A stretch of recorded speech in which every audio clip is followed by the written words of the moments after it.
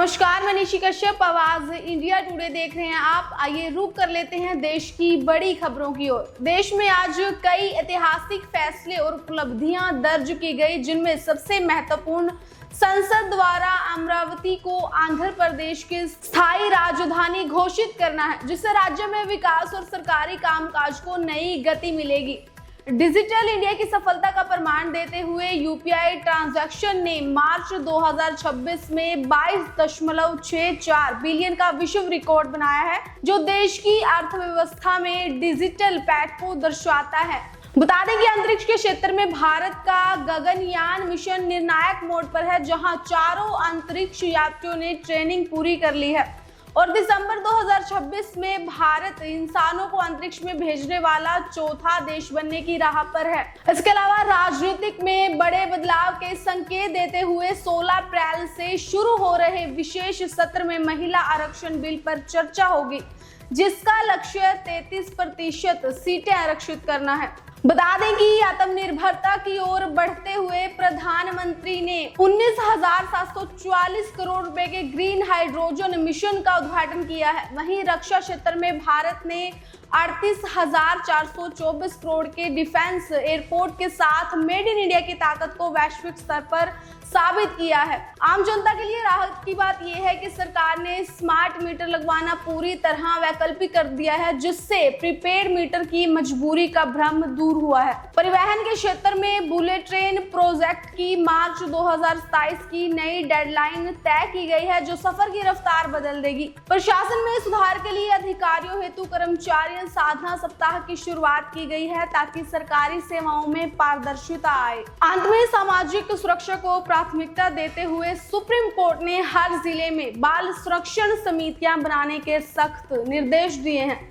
जो जरूरतमंद बच्चों की शिक्षा और सुरक्षा सुनिश्चित करेंगे। नमस्कार, मैं हूं अंकिता और आप देख रहे हैं आवाज इंडिया टुडे। चलिए आज की अंतर्राष्ट्रीय खबरों की ओर रुख करते हैं। पाकिस्तान में आर्थिक तबाही और सीमा पर तनाव ने पाकिस्तान की कमर तोड़कर रख दी है। पाकिस्तान में पेट्रोल के दाम 450 रुपए के पार पहुंचने से आर्थिक संकट और गहराता जा रहा है। तेल की कीमतों में भी भारी उछाल दर्ज किया गया है, जिससे आम जनता के लिए परिवहन और बिजली का खर्चा उठाना नामुमकिन सा हो गया है। अफगान बॉर्डर पर भी पाकिस्तान की झड़पें देखने को मिल रही है। पाकिस्तान और अफगानिस्तान के बीच सीमा विवाद बढ़ गया है। खैबर पुख्तनख्वा के इलाकों में दोनों सेनाओं के बीच भारी गोलाबारी की खबरें भी सामने आई है। IMF ने नए राहत पैकेज के लिए पाकिस्तान पर और आर्थिक टैक्स लगाने और सब्सिडी खत्म करने का भी दबाव बनाया है। बांग्लादेश की राजनीति में हलचल भी देखने को मिली है। बांग्लादेश में चुनाव के बाद से समीकरणों में बदलाव दिख रहा है। प्रधानमंत्री ने देश की अर्थव्यवस्था को पटरी पर लाने के लिए डिजिटल बांग्लादेश 2.0 का ब्लूप्रिंट जारी कर दिया है। बांग्लादेश और भारत के बीच चटगांव बंदरगाह के जरिए व्यापार को और आसान बनाने के लिए नए समझौतों पर हस्ताक्षर हुआ है। इससे पूर्वोत्तर भारत को काफी फायदा होने की उम्मीद है। नेपाल और चीन के बीच हिमालय पार करने वाले रेलवे प्रोजेक्ट के सर्वे को लेकर नई प्रगति हुई है। चीन ने काठमांडू तक रेल लाइन बिछाने के लिए तकनीकी सहायता बढ़ाने का वादा भी किया है। नेपाल की गठबंधन सरकार में प्रधानमंत्री और अन्य प्रमुख दलों के बीच कैबिनेट विस्तार को लेकर मतभेद बढ़ गया है, जिससे प्रशासन की रफ्तार धीमी हो गई है। चलिए अब अन्य अंतर्राष्ट्रीय खबरों की ओर रुख करते हैं। गाजा और इजराइल के बीच शांति वार्ताओं में एक बार फिर गतिरोध आ गया है। रूस और यूक्रेन के बीच पूर्व मोर्चे पर भीषण जंग जारी है, जहां ड्रोन्स का बड़े पैमाने पर इस्तेमाल किया जा रहा है। 2026 T20 वर्ल्ड कप की तैयारी को लेकर ICC ने वेन्यू इंस्पेक्शन तेज कर दिया है। और ऐसी ही बड़ी और तमाम खबरों के लिए बने रहे हमारे। नमस्कार, मैं हूं अंकिता और आप देख रहे हैं आवाज इंडिया टुडे। चलिए आज की हरियाणा की बड़ी खबरों की ओर रुख करते हैं। हरियाणा सरकार ने कड़ा फैसला लेते हुए राज्य की 4 बड़ी यूनिवर्सिटियों के बड़े अधिकारियों के खिलाफ भ्रष्टाचार की जांच बिठा दी है, जिनमें GJU, Hisar, MDU, Rohtak Kurukshetra university और अल-फलाह यूनिवर्सिटी शामिल हैं। उन पर पैसों की हेराफेरी के आरोप है। सरकार ने साफ कह दिया है कि गड़बड़ी करने वालों को बख्शा नहीं जाएगा। सोनीपत में सड़क हादसे में एक नेता का निधन हो गया। पंजाब के एक बड़े नेता खुशबाज सिंह जटाना की सड़क हादसे में जान चली गई। उनकी गाड़ी सड़क के किनारे खड़ी थी, तभी एक ट्रक ने पीछे से टक्कर मार दी। हरियाणा के कई शहरों में आज आसमान में बादल छाए रह सकते हैं। मौसम विभाग का कहना है कि आज और कल बारिश और ओला गिर सकता है। इससे गर्मी तो थोड़ी कम होगी, लेकिन किसानों की चिंता बढ़ जाएगी क्योंकि उनकी फसलें खेतों में कटाई के लिए तैयार खड़ी है। खेलों के शौकीन बच्चों के लिए एक अच्छी खबर भी है। आज करनाल में जूडो के खिलाड़ियों के लिए सरकारी ट्रायल हो रहे हैं। जिन बच्चों का सिलेक्शन होगा उन्हें सरकार की तरफ से ट्रेनिंग के साथ हर महीने स्कॉलरशिप भी दी जाएगी। हरियाणा सरकार ने ड्राइवर की नौकरियों के लिए कुछ नए नियम बनाए हैं। अब भर्ती की प्रक्रिया पहले से थोड़ी अलग होगी। इसके साथ ही मेवात के इलाकों में विकास के कामों को तेज करने के लिए भी नए अफसरों को जिम्मेदारी दी गई है। आज हरियाणा में मौसम विभाग ने ऑरेंज अलर्ट जारी कर दिया है। हरियाणा में कल और आज के लिए मौसम विभाग ने तेज हवाओं और गर्जन के साथ बारिश का अलर्ट जारी किया है। कुछ स्थानों पर ओलावृष्टि की भी आशंका है। बेमौसम बारिश को देखते हुए सरकार ने मंडियों में खुली पड़ी गेहूं की फसल को ढकने और सुरक्षित रखने के निर्देश जारी किए हैं ताकि किसानों को नुकसान ना हो। और ऐसी ही बड़ी और तमाम खबरों के लिए बने रहे हमारे साथ। नमस्कार, मैं हूं अंकिता और आप देख रहे हैं आवाज इंडिया टुडे। चलिए आज के पंजाब की बड़ी खबरों की ओर रुख करते हैं। पटियाला पुलिस ने एक बहुत बड़ी घटना होने से पहले ही टाल दी है। पुलिस ने गैंगस्टर त्योहार अभियान के तहत 4 आरोपियों को गिरफ्तार कर लिया। इनके पास से 10 घातक हथियार मिले हैं। बताया जा रहा है कि ये लोग किसी विरोधी गैंग पर हमला करने की प्लानिंग कर रहे थे। पंजाब कांग्रेस के वरिष्ठ नेता और बठिंडा के पूर्व जिला अध्यक्ष खुशबाज सिंह जटाना की एक सड़क हादसे में मौत हो गई। ये हादसा उस वक्त हुआ जब उनकी गाड़ी केएमपी पर टायर बदलने के लिए रुकी हुई थी। पीछे से एक ट्रक ने टक्कर मार दी। पूरी कांग्रेस पार्टी और पंजाब की राजनीति के गलियारों में शोक की लहर है। पंजाब के लोगों के लिए मौसम विभाग ने जरूरी सूचना दी है। आज पंजाब और चंडीगढ़ के कई इलाकों में तेज हवाओं के साथ बारिश और ओला गिरने की भी संभावना है। और मौसम विभाग का कहना है कि आज अधिकतम तापमान 30 डिग्री तक रहेगा। किसान भाइयों को सलाह दी गई है कि वे अपनी कटी हुई फसलों को गीला होने से पहले ही बचा लें और सुरक्षित स्थानों पर रखें। पंजाब में ट्रैफिक नियमों को तोड़ने वालों के लिए अब बचना मुश्किल होगा। ट्रैफिक पुलिस ने एक नई डिजिटल प्रणाली शुरू की है।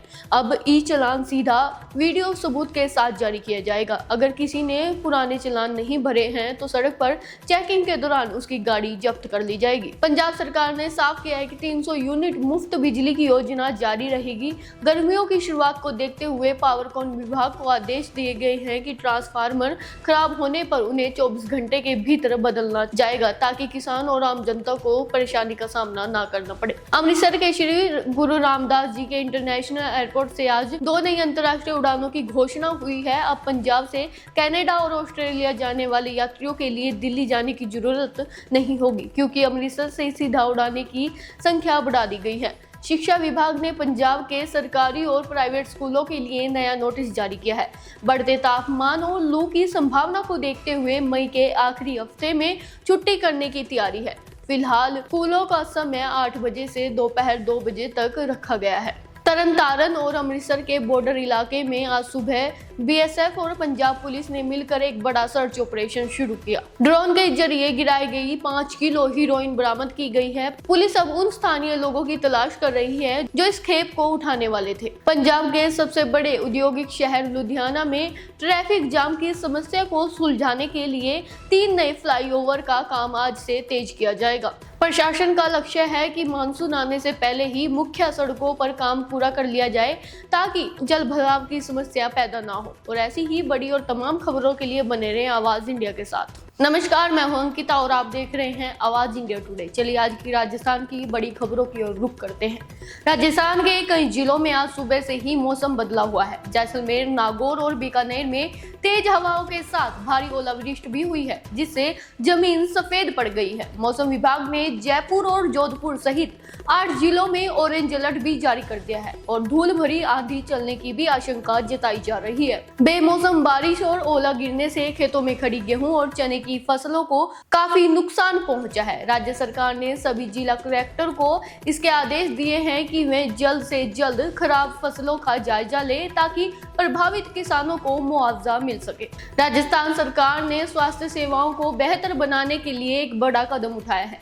गांव और दूर दराज के इलाकों में 100 नए उप स्वास्थ्य केंद्र खोलने की मंजूरी दे दी गई है। इससे अब गांव के लोगों को छोटी मोटी बीमारियों के इलाज के लिए बड़े शहरों की ओर चक्कर नहीं काटने पड़ेंगे। धार्मिक पर्यटन को बढ़ावा देने के लिए सरकार ने खाटू श्याम जी और सालासर बालाजी मंदिर के पास सुविधाओं को बढ़ाने का फैसला किया है। श्रद्धालुओं की बढ़ती भीड़ को देखते हुए रोडवेज विभाग ने आज से कुछ रूट पर एक्स्ट्रा बसें चलाने का निर्णय लिया है ताकि यात्रियों को परेशानी ना हो। गर्मी शुरू होते ही कई स्कूलों में पानी की समस्या होने लगी है। शिक्षा विभाग ने जल विभाग के साथ मिलकर एक नया प्रोजेक्ट शुरू किया है, जिसके तहत प्रदेश के 5000 सरकारी स्कूलों में नए ट्यूबवेल और वाटर टैंक बनाए जाएंगे। राजस्थान पुलिस की स्पेशल टीम ने आज सुबह एक बड़ी कार्रवाई करते हुए पुरानी परीक्षाओं के पेपर लीक मामले में 3 और आरोपियों को गिरफ्तार किया है। सरकार ने साफ आदेश दिया है कि युवाओं के भविष्य के साथ खिलवाड़ नहीं किया जाएगा। गर्मियों की शुरुआत के साथ मुख्यमंत्री कार्यालय ने स्पष्ट किया है कि घरेलू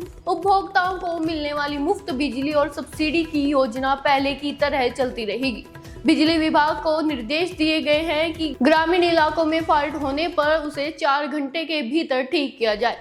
सड़कों पर घूमने वाले लावारिस पशुओं की समस्या को दूर करने के लिए राजस्थान सरकार ने हर पंचायत स्तर पर गौशाला बनाने के लिए नया बजट पास किया है। इससे पशुओं को छत मिलेगी और सड़क पर होने वाली हादसे भी कम होंगे। कोटा में पढ़ रहे लाखों छात्रों के मानसिक स्वास्थ्य को ध्यान में रखते हुए जिला प्रशासन ने नया गाइडलाइंस जारी की है। अब हर हॉस्टल में एक हैप्पीनेस काउंसलर का होना अनिवार्य होगा, जो बच्चों से बात करेगा और उनकी पढ़ाई के तनाव को कम करने में मदद करेगा। और ऐसी ही तमाम बड़ी खबरों के लिए जुड़े रहें आवाज इंडिया के साथ। नमस्कार, मैं हूं अंकिता और आप देख रहे हैं आवाज इंडिया टुडे। चलिए आज की हिमाचल की बड़ी खबरों की ओर रुख करते हैं। हिमाचल प्रदेश में मौसम को लेकर ऑरेंज अलर्ट जारी कर दिया है। हिमाचल में आज और कल मौसम का मिजाज बिगड़ा रहेगा। शिमला, कुल्लू और कांगड़ा सहित 5 जिलों में भारी बारिश और ओलावृष्टि का ऑरेंज अलर्ट भी जारी कर दिया है। ऊपरी इलाकों में बर्फबारी भी हुई है। सैलानियों को सावधानी बरतने की सलाह भी दी है। विधायकों की पेंशन पर भी हिमाचल सरकार ने बड़ा फैसला लिया है। हिमाचल सरकार ने नया कानून लागू किया है। अब दल बदल के कारण अयोग्य घोषित होने वाले विधायकों को पेंशन की सुविधाएं नहीं मिलेंगी। हिमाचल प्रदेश में राज्य किसान आयोग का गठन भी किया जा रहा है। किसानों की समस्या को सुलझाना और उनकी आय बढ़ाने के लिए प्रदेश में राज्य किसान आयोग बनाने के प्रस्ताव को मंजूरी दे दी गई है। खराब मौसम और ओलावृष्टि के चलते वीकेंड पर आने वाले पर्यटकों की संख्या में कमी देखी जा रही है। हालांकि होटल कारोबारियों को आने वाले दिनों में सुधार की उम्मीद है। परीक्षा में लापरवाही और नकल को बढ़ावा देने के आरोप में एक सरकारी शिक्षक को सस्पेंड कर दिया गया है। शिक्षा विभाग ने अन्य स्कूलों को भी कड़ी चेतावनी दी है। भारी बारिश के कारण हिमाचल की सड़कें भी प्रभावित हो रही हैं। बारिश के कारण मंडी, पठानकोट और शिमला मनाली नेशनल हाईवे पर कई जगह पत्थर गिरने की खबरें आई हैं। प्रशासन ने रात के समय सफर न करने की अपील की है। स्वास्थ्य विभाग ने प्रदेश में बदलते मौसम के कारण बुखार के मामलों में भी बढ़ोतरी दर्ज की गई है। स्वास्थ्य विभाग ने लोगों को साफ सफाई और उबला हुआ पानी पीने की सलाह दी है। और ऐसी ही बड़ी और तमाम खबरों के लिए बने रहे हमारे साथ।